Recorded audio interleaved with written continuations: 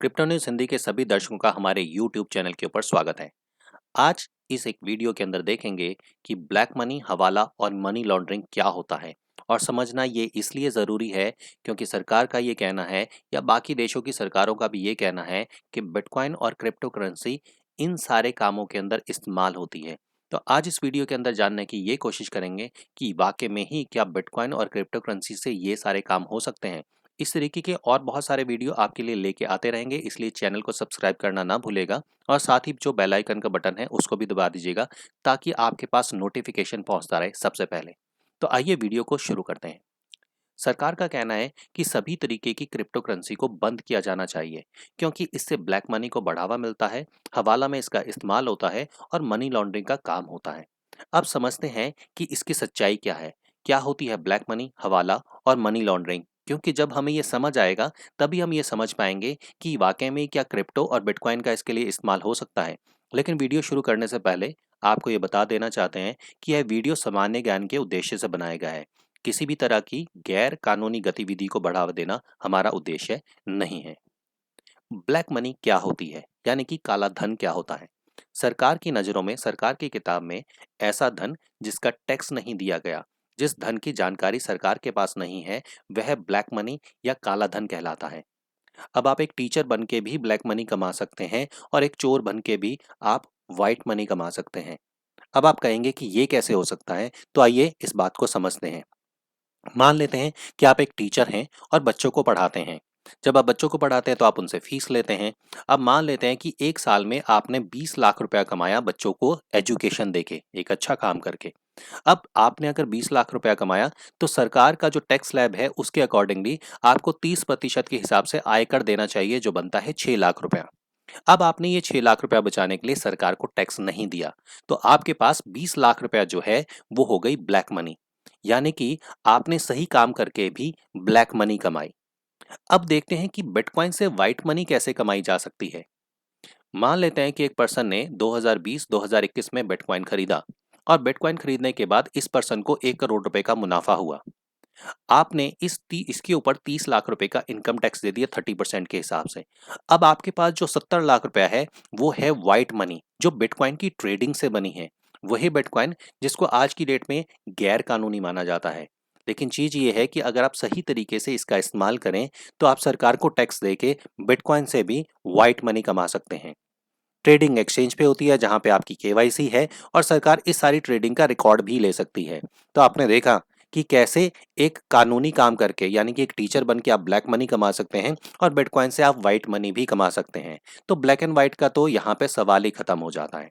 अगले पॉइंट के ऊपर आते हैं। हवाला क्या होता है, कैसे होता है और क्यों होता है, ये भी समझ लेते हैं। क्या बिटकॉइन या क्रिप्टो से कोई हवाला करेगा, इस चीज को भी समझना यहाँ पे जरूरी है। तो इसकी डेफिनेशन एक सिंपल सी है। एक जगह से दूसरी जगह पे पैसा भेजने का वह तरीका जो सरकार द्वारा निर्धारित सेवाओं से अलग इस्तेमाल किया जाता है, वह हवाला कहलाता है। यानी कि अगर आप एक जगह से दूसरी जगह पे पैसा भेजने के लिए, चाहे वो एक देश हो या देश से बाहर हो, बैंक या मनी ऑर्डर के अलावा किसी और साधन का इस्तेमाल करते हैं, कैश एक जगह से दूसरी जगह पे पहुंचाते हैं, तो उसको कहा जाता है हवाला कारोबार।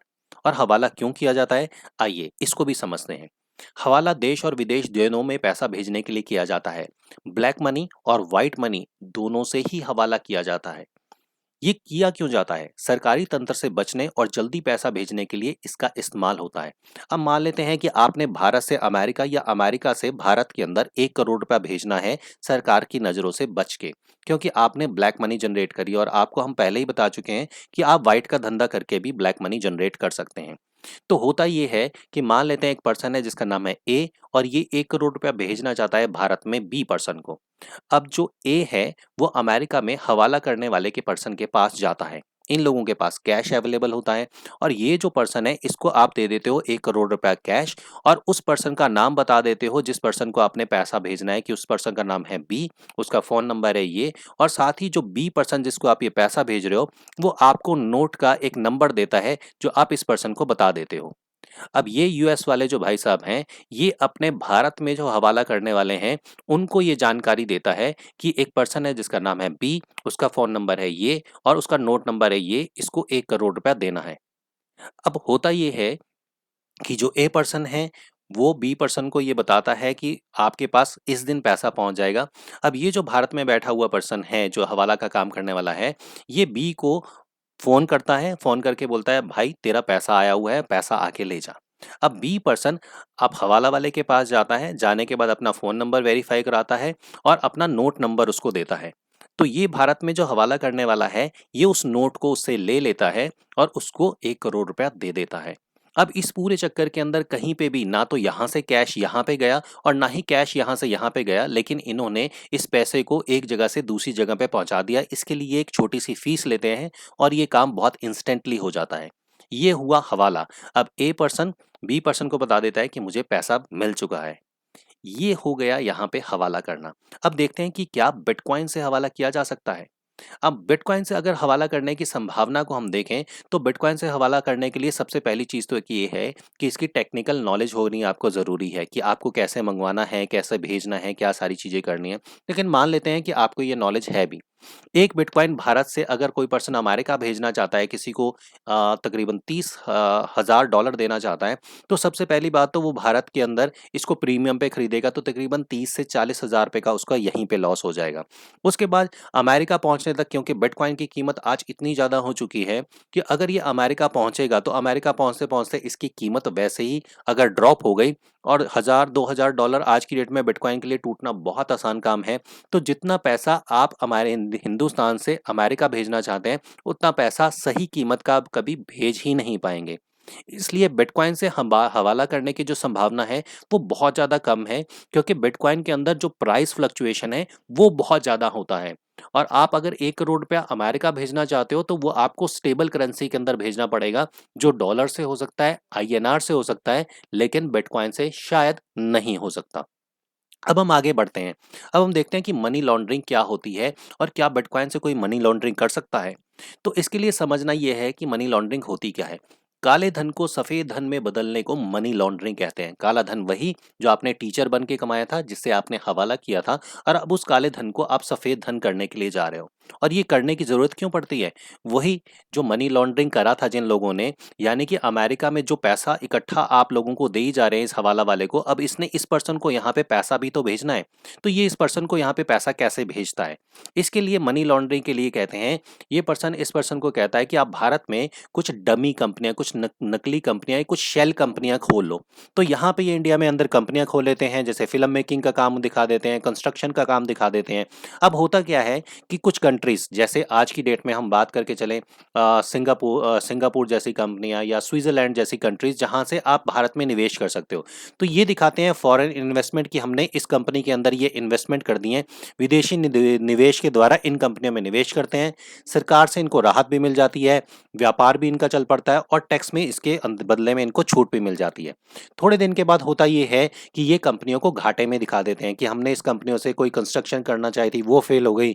हमने कोई फ़िल्म बनाई, वो बनी नहीं, वो डब्बे के अंदर पैक हो गई और हमारा पैसा डूब गया। लेकिन अमेरिका से एक सीधे तरीके से इन्होंने इस पैसे को व्हाइट के अंदर कन्वर्ट कर लिया, कंपनियों में घुमा के लोगों के अकाउंट में डाल दिया और ये पैसा हो गया आपका मनी लॉन्ड्रिंग के अंदर व्हाइट। अब अगर बिटकॉइन से मनी लॉन्ड्रिंग करने की बात कहें, तो बिटकॉइन से मनी लॉन्ड्रिंग कैसे करूं? यह तो पहले से ही लीगल नहीं है।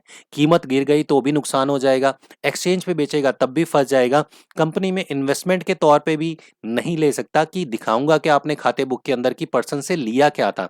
तो जो बिटकॉइन है वो बहुत बड़ा फेलियर है ब्लैक मनी क्रिएट करने में, मनी लॉन्ड्रिंग करने के अंदर या फिर हवाला करने में।